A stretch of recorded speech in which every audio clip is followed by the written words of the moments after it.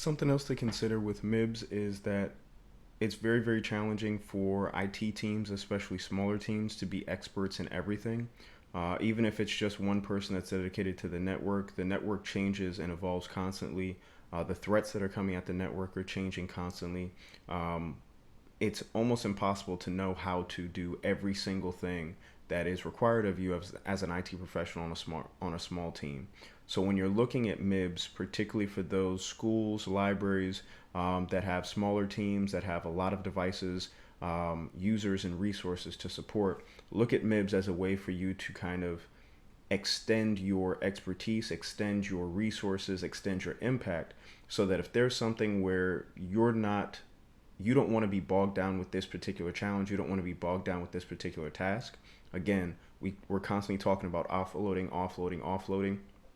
Offload that work to somebody else, allow us to help you with that. And as Viv's mentioned, all those different resources, whether that's VoIP, whether that's your smart boards, different in-class technologies, you have to manage that as well. So it's a question of how many eyes do you have, how many hands do you have, how many people do you have on hand to tackle a particular task. And that's only if you're talking about the work that you're doing when you can sit down at your desk. How many days a week do you have to be out in the field at a particular school, or fixing or working with something that may be off-site, an additional resource, going to different meetings, going to different events? How many times a week or a month are you not allowed to sit at your desk and just focus on one task? This again is where MIBS, managed support, can come in and assist you, and particularly when you're looking at that process of updates, configurations, software challenges. Those are some of the big things, some of the big open holes that can lead to a breach or an attack, particularly when we're looking at K-12.